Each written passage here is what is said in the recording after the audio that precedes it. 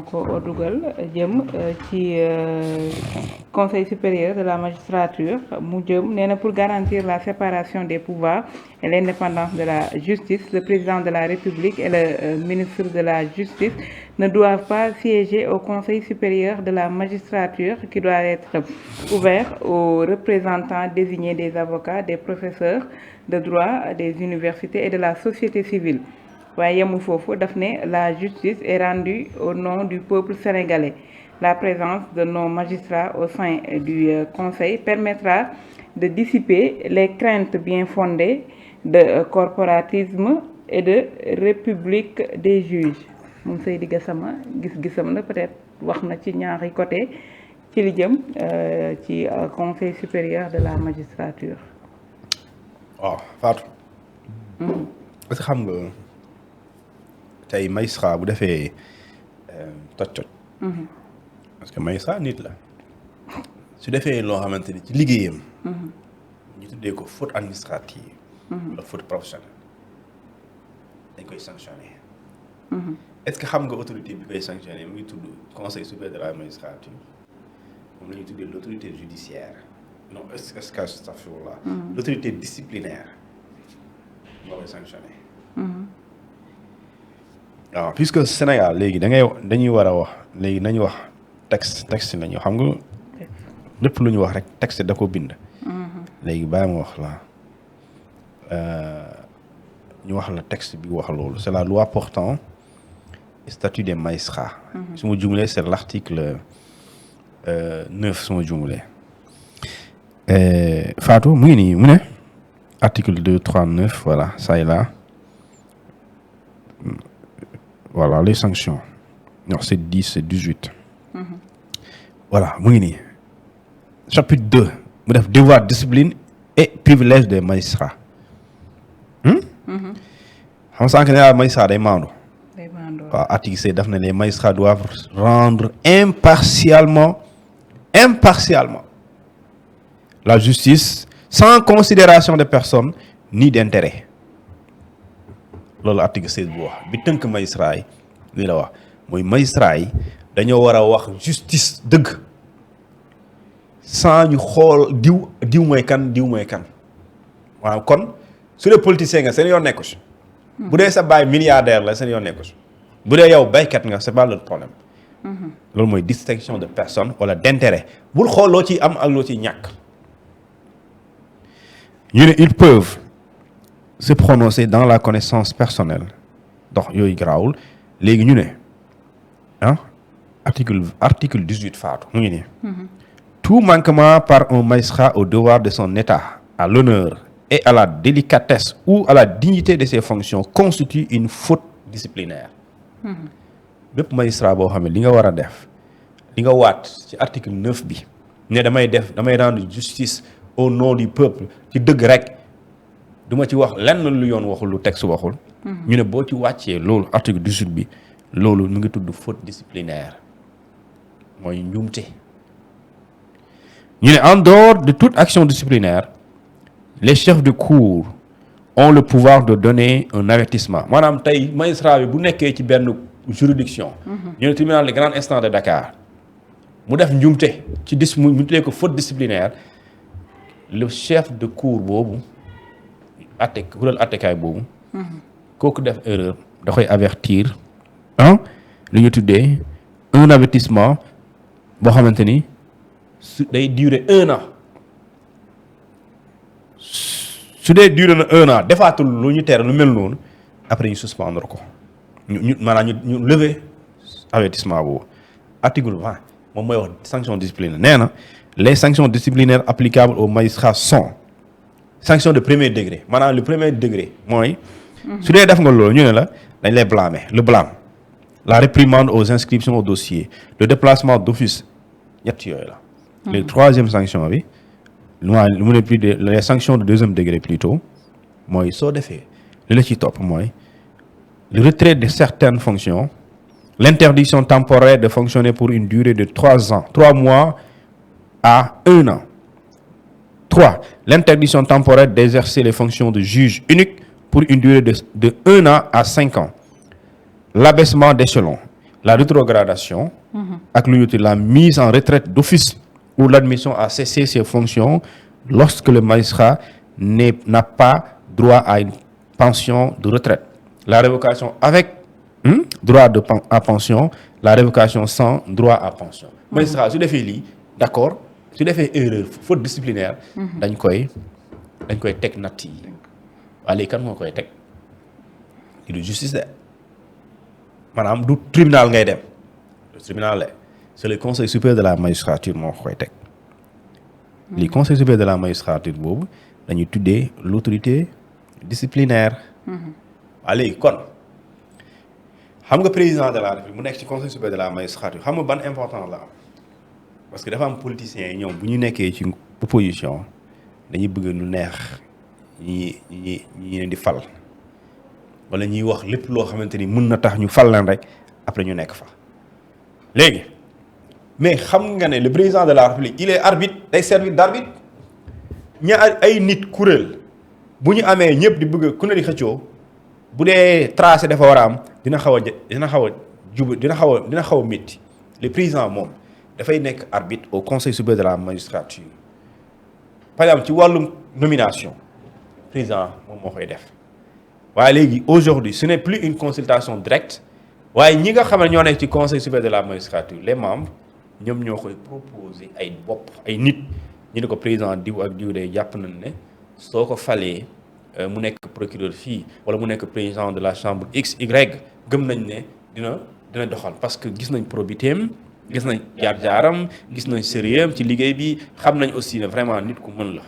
boo ko proposé boo ko jëlee boo ko namee daal foofu gëm nañ ne dina dox et le président nomme mais tey bu fekkante ni tey geste carrière yooyu président da ci am responsabilité mais bu fekkente ne nekku fa est-ce que juste parce que association boo gis am na clan la preuve du la nekkee seen vie associative yi am na koo gën a jubal am na koo gën a neexool tey fa mu am affaire yi leen jox ci suuf xam nga su ko kooku ngay jox bu tey bi mu naan sa xarit la parce que moo la gën a jege moom nga gën a jubal waaw léegi est-ce que léegi su boobaa bu amee koo xamante ni yoonam nekkul ci nga jegeel ak ko dul jege lu ma intéressé mooy mën nga lii bëgg naa président bi nommé la kon ma proposé le président bi mu nommé la léegi nag loolu mooy l'avantage de la présence du président au conseil supérieur de la magistrature léegi nag Sénégal lu ñuy bañ même si le président mu ngi siège ci conseil supérieur de la magistrature le président ne peut pas influencer la justice bu dee justice bëggul lu mooy dëgg léegi justice président na lay influencer justice mooy justice nekk ci dossier mu ne la bàyyi leen justice jàpp nit ñu war ko tëj président ne bàyyi leen magistrat bi le juge il n'est pas obligé mu topp président bu mu parce que constitution du Sénégal moo ne les magistrats a une seule autorité c'est la loi maanaam kilifa benn kilifa nga am loi mooy sa kilifa léegi est-ce que dafa wax président mooy sa kilifa waxul président mooy sa kilifa waxul ministre de la justice mooy sa kilifa daf ne l'autorité de la loi l'autorité du juge c'est la loi ne la loi est la seule autorité du juge seul waxul ay l'autorité de daf ne la seule kilifa benn nga am muy yoon muy loi bi lu mu wax du waxu président du waxu ministre du waxu magistrat waxu loi bi lu mu wax sénégalais yi ñoo dem assemblée nationale député yi voté ko et cette loi là ñu ne ko juge bi yow lii rek ngay topp lii ngay wéy léegi su boobaa kon est-ce que président mën na toog bureau woo benn nit wala jaaree ko ci ministre wala jaaree ko ci procureur ne waxal juge X bu nekk Dakar wala bu nekk Kaolack waa jii ñu ñëw bu mu ko tëj juge bu gëmee ne moom kenn du ko influencer waxu président mënul tax jottali lettre président mënu ko tax bu ko neexee sa président wala bu ñu bind ko te loolu président sañu ko gëm naa loolu bind lettre juge ne ko dossier bii ngay àtte bu ko daan ko loolu vraiment mooy sacrifier nga sa bopp bis bi coow amee ñu génnee ko bis bi coow amee ñu génnee dossier ñu génnee affaire bi moo tax ñuy wax loolu président conseil supérieur de la magistrature ne peut pas influencer la justice si les magistrats vraiment souhaitent être indépendants yàlla xam na ne mënu leen influencer parce que président de la République lu mu mën procureur la am de procureur bi sax damay gis naa amul indépendance mais am na indépendance parce que procureur dañ ko ne yow vous êtes le maître de l'opportunité des poursuites waaw léegi kon le président bu ko ministre de la justice indi dossier amul fenn fu ñu bind il est obligé de poursuivre bu weesoo dossier bu jógee ci CENTIF loolu laa gis waaw yeneen dossiers yi dañ ko ne vous êtes maître de l'opportunité des poursuites kon il a le pouvoir de jugement d'appréciation waaw léegi si dee ku am appréciation kay di xool waaw la déet est-ce que kooku dañ la forcer tënkuñ ko léegi ñu wax la lu nga naan il n'est pas indépendant cuun mii soo ko ne cuun d'accord naanal wala bu la neexee nga naan wala doo naan bokkul ak cuun jox ko nga ne ko naanal bokkul parce que fii damaa am pouvoir naan wala bañ mais fii dañ man da ngay naan force soo ko deful sanction day ñëw donc loolu la le procureur a ce qu'on appelle l'opportunité de poursuite donc il est maître il juge de l'opportunité il juge également est-ce que war na mën topp wala duñu topp donc ku ñu jox cër yooyu noonu waxul na forcément da ngay topp parce qu'il y a aucune contrainte le président de la République mu siège au conseil supérieur day tax mu am arbitre mu bañ a am le gouvernement des juges des magistrats plutôt mooy tey yéen kese seen i biir d'accord ngeen di décider seen i biir souvent ñoom ñooy décider carrière yi ñooy décider affectation yi loolu doxul léegi nag li ñu wax ne waaw buñ toogee dañuy ñëw retiré wu c'est-à-dire même boo retiré wu nga toog ci biir c'est du pareil au même si le magistrat veut être indépendant s'il veut être indépendant je dis voilà s'il veut pas être indépendant même président génnee xoolal su bëggul nekk indépendant kenn mënu si dara parce que buy nekk tribunal ci salle bi di atte bu toogee bureau yow da nga xam lu muy def foofu bu toogee bureau da nga xam kan moo koy seet bu wàccee da nga xam kan lay seet kooku moom mooy décider am indépendant du président moo koy décider c'est ça loolu c'est une probité morale c'est-à-dire que cuun bu bëggee jub man vraiment su ma bëggee jub du sama présence yaay lay dépendre man su ma bëggee jub damay décider jub sans ou avec sama yaay nekk fi lay yemale mais bu dee da ngay tënk sa jub bu sa yaay nekkee fii yow kon yow sa jub bi dëgguwul voilà kon boo demee kaaw toj fa bu dee sa yaay mooy bu taxawee rek ngay jub kon boo demee kaaw toj fa mais boo amee gëm-gëm que ne sama yaay mu toog fi laa bañ a am mu toog fii laa yemale kon même boo duggee ci appartement doo fa xool parce que sa yaay nekku fa ngay def loo xamante ni su fa taxawoon doo ko def parce que yow da nga gëm ne kon yow da waroo def dara loo xamante ni sa yaay bu toogee yow da nga war a ruus may saa c'est un peu ça présence ou avec ou sans la présence du président si les magistrats décident d'être indépendants ils le seront parce que constitution jox na leen indépendance jox na leen ko de jox na leen ko maintenant nag doy na waar parce que gis naa fi procureur de la République wax ne Macky Sall woo na ma fale dama bàyyil diw loolu nag daa doy loolu moom jaaduwul Aliou Ndao léegi bàyyil diw bàyyiwul ñu dàq ko dàq ko en pleine audience ñu dàq ko Antoine Diome ko nekk fa Aliou Ndao mii dañ koo dàq en pleine audience ñu suspendre audience bi pause xëyaatul le lendemain xëyul de c'est extrêmement grave un procureur tu l'appelles pour lui dire bàyyil diw